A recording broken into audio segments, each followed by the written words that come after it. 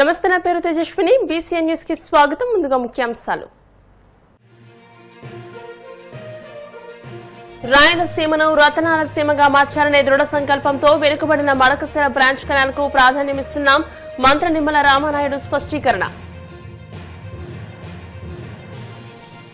రాజకీయ లబ్ధి కోసం వైసీపీ కుల మత ఘర్షణను సృష్టిస్తోందని ఎమ్మెల్యే వంశీకృష్ణ ఆరోపణ.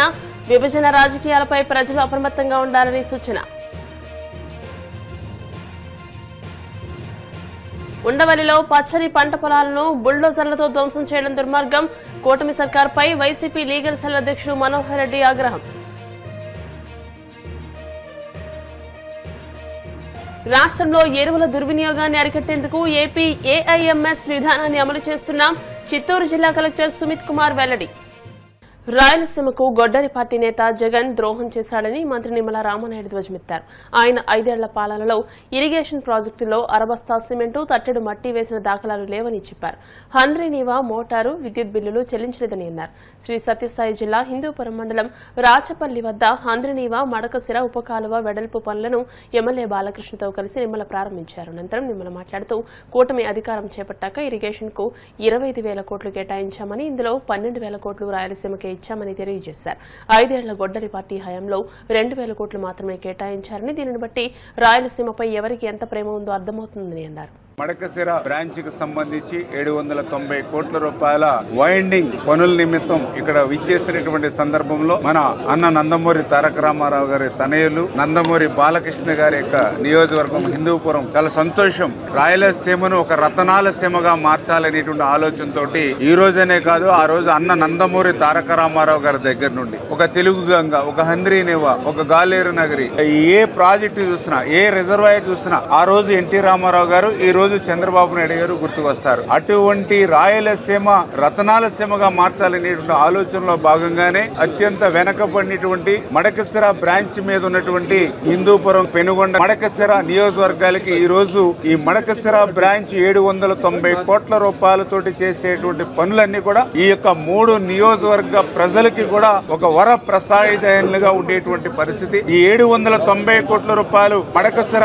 బ్రాంచ్ కి తీసుకురావడంలో అది బాలకృష్ణ గారి యొక్క ఈ ప్రాంతం మీద ఉన్నటువంటి కృషికి నిదర్శనం అని చెప్పి ఈ సందర్భంగా తెలియజేసుకుంటూ రాయలసీమను రతనాల సీమగా మార్చాలని ఈ రోజు చంద్రబాబు నాయుడు గారు పర్టికులర్ గా హంద్రీనివా అంటే రాయలసీమకు ఒక జీవనాడి. గత 5 సంవత్సరాల గొడ్డల పార్టీ పరిపాలనలో ఒక్క రూపాయి పనిచేయాల. ఈ యొక్క హంద్రీనివా మీద వాడినటువంటి మోటార్లకి కరెంటు బిల్లులు కూడా ఎగ్గొట్టినటువంటి పరిస్థితి గత గొడ్డల పార్టీది. కానీ ఈ రోజు చంద్రబాబు నాయుడు గారు వచ్చిన తర్వాత అదే హంద్రీనివాకు 5 సంవత్సరాల్లో వాళ్ళు చేయలేనటువంటి పనిని ఒక్క సంవత్సరంలోనే 3,800 కోట్ల రూపాయలు ఖర్చు చేసి 728వ కిలోమీటర్ వరకు కూడా కృష్ణా జలాలను చంద్రబాబు నాయుడు గారు కుప్పం వరకు తీసుకెళ్లినటువంటి పరిస్థితి. ఈ రోజు మడకశిర బ్రాంచ్ నుంచి 173వ కిలోమీటర్ వరకు కూడా ఈ నీళ్లు తీసుకెళ్తున్నామని అంటే చంద్రబాబు నాయుడు గారు ఈ యొక్క రాయలసీమను రతనాల సీమగా మార్చేటువంటి ప్రక్రియకు ఇదే ఒక నిదర్శనం అని చెప్పి తెలియజేసుకుంటూ ఉన్నా. ఆ రోజు 14, 19 చంద్రబాబు నాయుడు గారు ముఖ్యమంత్రిగా ఉండగా ఈ యొక్క రాయలసీమకు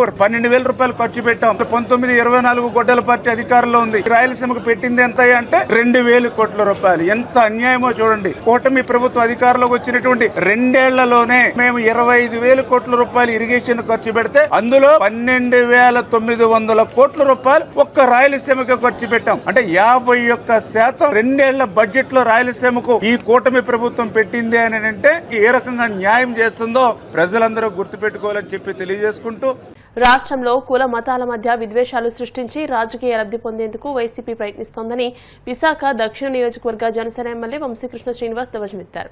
సమాజంలోని వివిధ వర్గాల మధ్య విభజన తీసుకురావడమే లక్ష్యంగా వైసీపీ అడుగులు వేస్తుందని ఆయన విమర్శించారు. ఇటీవల విజయవాడలో చోటు చేసుకున్న ఓ ఘటన వెనుక ప్రతిపక్ష పార్టీ కుట్ర దాగి ఉందని ఆరోపించారు. ప్రజా సంక్షేమంతో పాటు సనాతన ధర్మ పరిరక్షణకు జనసేన పార్టీ ఎల్లప్పుడూ కట్టుబడి ఉంటుందని పునరుద్ఘాటించారు. ఇదే క్రమంలో వైసీపీ నేత అంబటి రాంబాబు చేసిన వ్యాఖ్యలను ఆయన తీవ్రంగా తప్పుపట్టారు. సనాతన ధర్మంపై నటుడు ప్రకాష్ రాజ్ చేసిన వ్యాఖ్యలను ఖండిస్తూ ఆయనపై తెలుగు చలనచిత్ర పరిశ్రమ తగిన చర్యలు తీసుకోవాలని డిమాండ్ చేశారు. ఈ రాష్ట్రంలో జరుగుతున్నటువంటి వివిధ పరిణామాల మీద జనసేన పార్టీ చెబుతూనే ఉంది. రాష్ట్రంలో వైఎస్ఆర్ కాంగ్రెస్ పార్టీ ఆధ్వర్యంలో మత ఘర్షణలు, కుల ఘర్షణలు పెట్టడానికి ప్రయత్నం జరుగుతూ ఉంది అని పదే పదే చెప్తూ ఉన్నాం. అది నిన్న విజయవాడలో జరిగినటువంటి రౌండ్ టేబుల్ సమావేశంలో పాల్గొన్న వ్యక్తుల్ని మాట్లాడినట్టు విధానం చూస్తే ఖచ్చితంగా ఈ కుట్రలో మొదటి ముద్దాయి వైఎస్ఆర్ కాంగ్రెస్ పార్టీ అని స్పష్టంగా తెలుస్తూ ఉంది. భారతదేశం యొక్క సమగ్రత మీద, హిందూ మతం మీద, లేకపోతే వివిధ మతాల మీద, సనాతన ధర్మం మీద, మా ఉప ముఖ్యమంత్రి గారి మీద జరుగుతున్న దాడిలో మనం ఏదో రావణో లేకపోతే శ్రావణో లేకపోతే ఏదో ప్రకాశరాజు కాదు, ఇది తాడేపల్లి ప్యాలెస్ నుంచి జరుగుతున్నటువంటి కుట్ర అనే విషయం చాలా స్పష్టంగా నిన్న తెలిసిందన్న విషయాన్ని కూడా మీకు తెలియజేస్తూ ఉన్నాం. ఆ రౌండ్ టేబుల్ సమావేశంలో పాల్గొన్న వ్యక్తులను చూస్తే చాలా క్లారిటీగా కూడా మనకి అది అర్థమవుతూ ఉంది. అంబటి రాంబాబు మాటలు విన్నారు మీరు. ఈ దేశంలో రావణుడు గెలవాలి, రావణుడే గెలుపు. భారతదేశంలో ఎప్పుడు కూడా అన్యాయం గెలవదు. మన చరిత్ర చెప్తూ ఉంది, శ్రీరాముడే గెలుస్తాడు, న్యాయమే గెలుస్తుంది, అన్యాయం ఎప్పుడు గెలవదన్న విషయాన్ని కూడా రాంబాబు గారు వైఎస్ఆర్ కాంగ్రెస్ పార్టీ గుర్తుపెట్టుకోవాలి. రావణుడు పాత్ర మీరు పోషిస్తున్నా రావణుడు గెలిచే పరిస్థితులు ఎప్పుడు కూడా రావన్న విషయం కూడా మీరు గుర్తుపెట్టుకోవాలన్న విషయాన్ని చాలా స్పష్టంగా తెలియజేస్తూ ఉన్నాం. ఆ మాటలను బట్టి మనకు అర్థమవుతుంది ఏంటంటే ఈ యొక్క రావణుడి వెనక, ఈ ప్రకాశరాజు వెనక, ఈ శ్రావణి వెనక ఉన్నది వైఎస్ఆర్ కాంగ్రెస్ పార్టీ అన్న విషయం చాలా స్పష్టంగా తెలుస్తూ ఉంది. ఈ జగన్మోహన్ రెడ్డి కాస్త జాంబిరెడ్డిగా మారి జనాల మధ్యలో చిచ్చుపెట్టడానికి తయారయ్యారు అన్నట్టుగా చాలా క్లియర్గా తెలిసిపోతూ ఉంది. ఈ జాంబిరెడ్డికి ఒకటే చెప్తా ఉన్నాం, ప్రజలు నిన్ను ఎక్కడ కూర్చొని పెట్టారో అది మర్చిపోయి మీ ప్రవర్తన మళ్ళీ అలాగే ఉంది.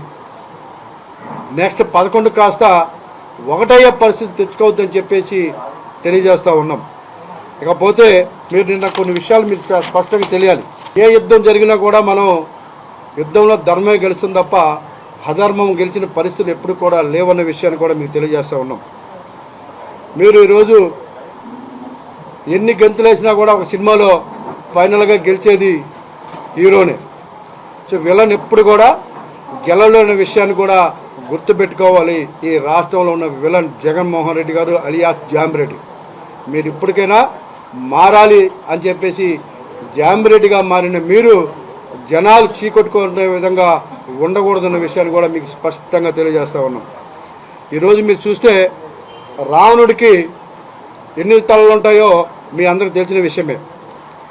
ఆ 10 తలలు ఏవైతే ఉన్నాయో ఇవాళ జగన్మోహన్ రెడ్డి గారికి మీరు బాగా గుర్తుకోబెట్టుకోవాలి. అంబటి రాంబాబు, సిబిఐ నారాయణ, మధురెడ్డి, ఏబి వెంకటేశ్వరరావు, సునీల్ కుమార్, జడా శ్రావణ్, రావణ్, ప్రకాశరాజు, వీళ్ళందరినీ కూడా తలలుగా మార్చుకొని ఈ రాష్ట్రంలో మత కలహాలు సృష్టించడానికి ప్రయత్నం జరుగుతుందన్న విషయాన్ని చాలా స్పష్టంగా తెలియజేస్తూ ఉన్నాం. ఇప్పటికైనా మారాలి. వీళ్ళందరూ మీరు ఆడిస్తున్నటువంటి నాయకులు అన్న విషయం ప్రజల్లో చిన్న పిల్లల దగ్గర నుంచి పెద్ద పెద్ద మేధావులకు కూడా అర్థమవుతూ ఉంది. ఈ రావణ్ అనే వ్యక్తికి ఉండవల్లిలో రైతుల పట్ల కూటమి ప్రభుత్వం అమానుషంగా వ్యవహరించిందని వైసీపీ లీగల్ సెల్ అధ్యక్షుడు మనోహర్ రెడ్డి తీవ్రస్థాయిలో మండిపడ్డారు. పోలీసులు బుల్డోజర్లను పెట్టి సన్న, చిన్నకారు రైతుల పచ్చని పంటలను ధ్వంసం చేస్తూ బలవంతంగా భూములను లాక్కోవడం అత్యంత దుర్మార్గమని ఆగ్రహం వ్యక్తం చేశారు. ఈ భూసేకరణ ప్రక్రియపై హైకోర్టులో రిట్ పిటిషన్ పెండింగ్ లో ఉండగా న్యాయస్థానం తుది తీర్పు ఇవ్వకముందే ప్రభుత్వం వీకెండ్ ఎంచుకుని పక్కా వ్యూహంతో ఈ భూ కబ్జాకు పాల్పడిందని దుయ్యబట్టారు. న్యాయస్థానాల పట్ల కనీస గౌరవం లేకుండా కోర్టు ధిక్కారానికి పాల్పడుతున్న కూటమి ప్రభుత్వ రాక్షణ చర్యలను వైసీపీ తీవ్రంగా ఖండిస్తోందని, బాధిత రైతులకు పూర్తి న్యాయ సహాయం అందిస్తూ పార్టీ తరపున అండగా ఉంటామని ఆయన స్పష్టం చేశారు. ప్రభుత్వం వ్యవహరించిన తీరు, రైతుల పట్ల అమానుషంగా దాడి చేసి 100 మందిని పోలీసులను పెట్టి బలవంతంగా భూములను దున్నించి సీడ్ యాక్సెస్ రోడ్డుకొని రైతుల్లో కన్నీళ్లు తెప్పించిన సంఘటన నిన్న జరగడం మనం చూసాం. అంతకుముందే 2014, 2019లో అధికారంలోకి వచ్చినప్పుడు చంద్రబాబు గారు ల్యాండ్ పూలింగ్ స్కీమ్ పేరుతో దాదాపు 50,000 ఎకరాలను అంటే ప్రభుత్వ భూములతో సహా సమీకరించడం, వాటిల్లో ముఖ్యంగా ఎవరైతే విజయవాడకి దగ్గరగా ఉన్నారో, హైవేకి దగ్గరగా ఉన్నారో, ఉండవల్లి, నిడమర్రు, పెనుమాక గ్రామ ప్రజలు ఆ రోజు విజయవాడకు మాకు సమీపంలో ఉంది కాబట్టి మా భూముల ధరలు కూడా విపరీతంగా ఉన్నాయి. తర్వాత మావి జరీ భూములు 3 పంటలు పండుతాయి కాబట్టి మేము ఇవ్వమని చెప్పి ఆ రోజు చెప్పడం జరిగింది. అందుకని ల్యాండ్ పూలింగ్ స్కీమ్కి అప్పుడు ఇవ్వలే. తర్వాత 2024లో కూటమి ప్రభుత్వం అధికారంలోకి వచ్చిన తర్వాత మరోసారి సీడ్ యాక్సిస్ రోడ్డు కోసం అని చెప్పి రైతులతో బలవంతంగా భూసేకరణ చేయాలని చెప్పి ల్యాండ్ అక్విజిషన్ యాక్ట్ కింద నోటీసులు ఇచ్చారు. 60 రోజుల లోపల మీరు అభ్యంతరాలు చెప్పంటే రైతులు అభ్యంతరాలు చెప్పారు. ఆ అభ్యంతరాలను సరిగా పరిగణలోకి తీసుకోకుండా వాటిని రిజెక్ట్ చేసి హడావిడిగా ఇక్కడ రోడ్డు వేయడం జరిగింది. ఈ ప్రాంతంలో ముఖ్యంగా మనం చెప్పదలుచుకుంది ఏంటంటే భూములు ఇవ్వని రైతులపై దాడులకు దిగడం, అలాగే చంద్రబాబు నాయకత్వంలోని ప్రభుత్వం ఇంత రాక్షసంగా ప్రవర్తించడం అనేది రైతుల పట్ల, వాళ్ళు పొద్దున లేస్తున్నట్లే రైతుల పైన ఎంతో ప్రేమ కురిపిస్తూ రైతులకు మేమే న్యాయం చేసేది అని చెప్తున్నటువంటి క్రమంలో నిన్న జరిగిన సంఘటనలు చాలా కలిచివేస్తున్నాయి. రైతు స్వచ్ఛందంగా భూమి ఇస్తే తీసుకోవచ్చు, దాంట్లో ఎవరికీ అభ్యంతరం లే. కానీ పోలీసులను పెట్టి పంటలను తొక్కించి రైతులను ఈడ్చి పారేసి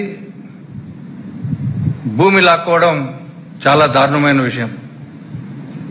ఎందుకంటే అక్కడ ఉన్నది సీడ్ యాక్సిస్ రోడ్లో నిన్న జరిగినది 2 ఎకరాల 78 సెంట్లు. అది గెజెట్ నోటిఫికేషన్ కూడా, తర్వాత అవార్డు కూడా ఇంకా అప్పటికప్పుడే ఇచ్చి రైతులకు మిగతా సౌకర్యాలు ఏది కల్పించకుండా దాదాపు 11 మంది రైతుల భూములు అవి. ఏది చిన్నకారు రైతులు 30 సెంట్లు, 40 సెంట్లు, 10 సెంట్లు కలిగిన భూములు. అలాంటి రైతుల పొట్టలు కొట్టి వారికి ఆల్టర్నేటివ్ ఏమీ చూపించకుండా,